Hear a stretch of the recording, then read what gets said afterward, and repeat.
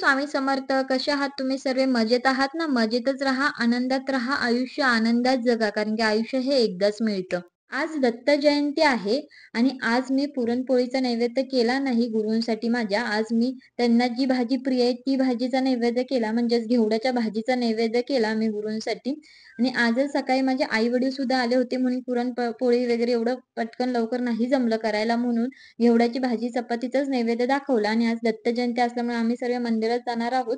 मी, माझे आई आणि पप्पा आणि आरू आणि आहोa चाललोय. त्याचबरोबर माझा दीर म्हणजेच अहिल्या मल्हारचे वडील आणि अहिल्या मल्हार सुद्धा आमच्या सोबत आलेत. पण अहिल्या मल्हारला थोडी सर्दी झाली म्हणून ते लोक दवाखान्यात जाणार आहेत आणि आम्ही मंदिरात जाणार आहे.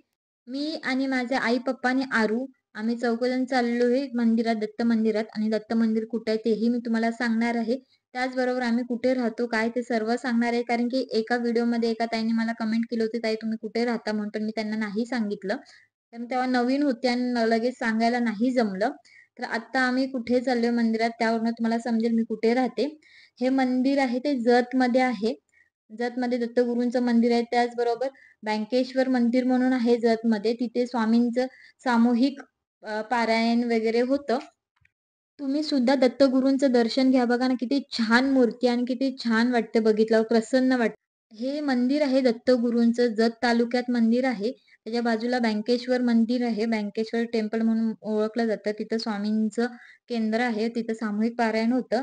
ह्या मंदिराच्या बाजूलाच बँकेश्वर टेम्पल आहे आणि इथं दत्तगुरूंचं सोहळा झालेला आहे. आता दत्तगुरूंची मूर्ती दिसेल, ती मूर्ती तुम्हीही तुमच्या डोळ्यात, मनात सामावून घ्या.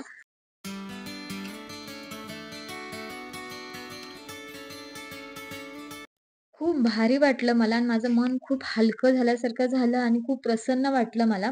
मूर्ती बघितल्याच क्षणी खूप पॉझिटिव्हिटी होती तिथं. आणि साक्षात तिथं दत्तगुरूंचा सहवास असल्यामुळे तिथं पॉझिटिव्हिटी, पवित्रता तेवढी असणारच आहे म्हणा. आणि मंदिराच्या पाठीमागेच औदुंबरचं झाड सुद्धा होतं. त्या झाडाला सुद्धा मी प्रदक्षिणा घातल्या. मी घरीच गुरुचरित्राचं पारायण केलं. त्या टायमाला मी पोतीला जो नारळ ठेवला होता, तो नारळ मी आता दर्शनाला जाताना घेऊन गेले आणि त्यांना सांगितलं, की हा पोतीचा नारळ आहे. तर ते म्हटले, "नको, पोतीचा नारळ आहे तर तो तुम्ही घरीच खावा. खीर वगैरे बनवा, त्या खिरीत टाका आणि गुरुवारी किंवा पौर्णिमेला हा नारळ प्रसाद म्हणून खावा" म्हटले. पोथीचा नारळ तुम्ही घरी सुद्धा खाऊ शकता किंवा मंदिरात ठेवू शकता. पण त्या दिवशी दत्त जयंती होती आणि खूप सारे नारळ होते तिथेच. तर ते म्हटले, "तुम्ही घरी घेऊन जावा, घरीच प्रसाद करून खावा." तिथे औदुंबरचं झाड आहे. त्या झाडाखाली एक पिंड आहे आणि ही पादुका सुद्धा आहेत. खूप भारी वाटतं त्यांना हात लावला, स्पर्श केला, की एकदम भारी वाटलं मला, प्रसन्न वाटलं. पाया पडले तिथे. डोकं ठेवल्यावर डोकं एवढं शांत झालं ना, भले आपण एवढ्या डोक्यात आपल्या मनात विचार चालू असतात ना सदैव, पण ज्यावेळी पवित्र ठिकाणी जातो, मंदिरात जातो, आपल्या गुरूंचा सहवास लाभल्यासारखं आपल्याला जाणवतं ना, त्या टायमाला आपलं डोकं, मन पूर्ण शांत होतं. तसं झालं मला तिथं बघितलं गेला आणि ही मूर्ती आणि पिंड बघितल्यानंतर. दत्तगुरूंचं दर्शन घेतलं. त्यानंतर औदुंबरचं झाड आहे, त्या औदुंबरच्या झाडाला 5 फेऱ्या मारल्या, पाया पडली आणि परत मंदिरात येऊन शांत बसली आणि दत्तगुरूंचं नामस्मरण केलं. एक माळ जप केलं दत्तगुरूंचा, श्री गुरुदेव दत्त म्हणून. आणि बाहेरच प्रसाद सुद्धा चालू होता. खिरेचा प्रसाद, भात सर्व बनवायची तयारी चालू होती आणि माणसं जेवत सुद्धा होती. ते बँकेश्वर टेम्पल आहे, तिथं माणसं जेवायला बसली होती लाईनीत.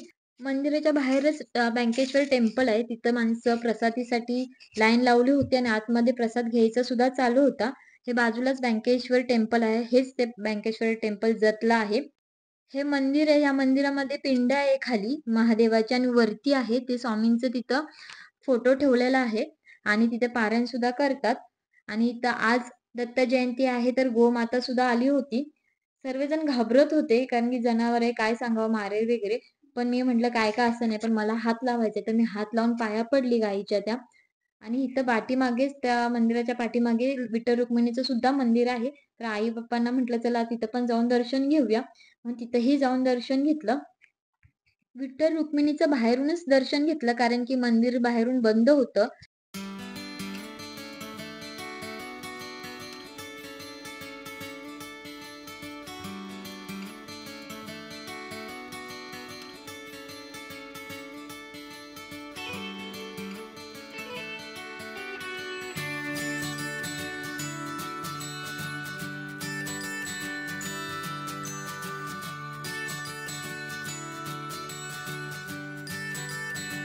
अजून एक आवर्जून सांगावसं वाटतंय, आईने आणि मीनी नारळ घेतला होता मंदिरात फोडायचा म्हणून. तर मी आणि आईने नारळ घेतल्यानंतर मी पप्पांना दिला फोडायला. तर एक नारळ देवाला पावला आणि एक नारळ चांगला होता. एक नारळ खराब झाला म्हणजे तो देवाला पावला असं म्हणतात खराब झाला की. आणि मी आईला विचारलं, "अगं, एक नारळ देवाला पावला आणि एक चांगला आहे." तर आई म्हटली, "अगं, हा माझा आहे. हा माझा गोलवाला होता. माझा चांगला निघालाय. तुझाच देवाला पावलाय." त्या टाईमाला मला लय भारी वाटलं. का माहितीये का? मी नेहमी जेव्हा नारळ घेते आणि देवाला मंदिरात जाऊन फोडायचं म्हणून घेते ना, त्या टाईमाला सर्व नारळ माझे देवालाच पावतात. पाया पडून झाले की आम्ही सर्वजण घरी आलो. दुपार झाली होती. आरूलाही झोपवलं आणि माझी कपडे भांडी करायचे राहिले होते, ते काम केलं मी. आणि त्यानंतर संध्याकाळी एवढं भारी वातावरण झालं होतं ना, बाल्कनीत आली बाहेर, तर एका साईडला सूर्य मावळत होता. त्यामुळे तांबूस असं वातावरण झालं होतं छान आणि इकडनं चंद्र आला होता. पौर्णिमा होती, त्यामुळे चंद्र गोल असा आला होता. भारी वाटत होतं. तुम्हाला सांगावसं वाटतंय मी मधी दिवाळीमध्ये आईकडे गेली होती, तर माहेरचे देव-देव केले. त्याचे शॉर्ट्स मी टाकले होते. तेव्हा त्याच्यामध्ये पण आम्ही हुनूरला गेलो होतो. बिरोबाचं मंदिर आहे हुनूरला, तिथेही पाया पडायला गेलतो. त्या टाईमालाही मी नारळ फोडला. तर नारळ देवाला पावला. आतमध्ये असा कोंब आला होता छान आणि एकदम असा पाळणा नारळ फुटतात म्हणतात ना, त्या प्रकारेच माझे नारळ फुटतात. त्यामुळे भारी वाटतं आणि मी जेवढे नारळ फोडले ते सर्व देवालाच पावतात ना, ते मी जेवढे नारळ फोडते ते नारळ देव स्वतः स्वीकारतो ना, ह्यासारखी आनंदाची गोष्ट ना कुठलीच नाही. मी मंदिरात गेल्याने नारळ स्वीकारला नाही असं कधीच झालं नाही. मला लय भारी वाटतं जेव्हा देव माझा नारळ स्वीकार करतो, माझा प्रसाद स्वीकार करतो. देवाची ना सदैव माझ्या जवळच्या माणसांवर, तुमच्यावर सदैव कृपादृष्टी राहो हीच इच्छा. नारळ फोडल्यावर पावलेला मी तुम्हाला फोटो काढू शकले नाही, कारण की तिथं गर्दी होती आणि पप्पांनी नारळ पावला म्हणून तिथंच ठेवला. त्यामुळे फोटो नाही काढला आणि आता माझं सर्व आवरले. माझे पुस्तक वाचायचं बाकी होतं, ते आता मी वाचते आणि आई-पप्पांना टीव्ही लावून दिलंय. जनावराचं बघायला त्यांना आवडतं. तुम्हाला व्हिडिओ आवडल्यास लाईक, शेअर, सबस्क्राईब करायला विसरू नका आणि आत्तासाठी श्री स्वामी समर्थ.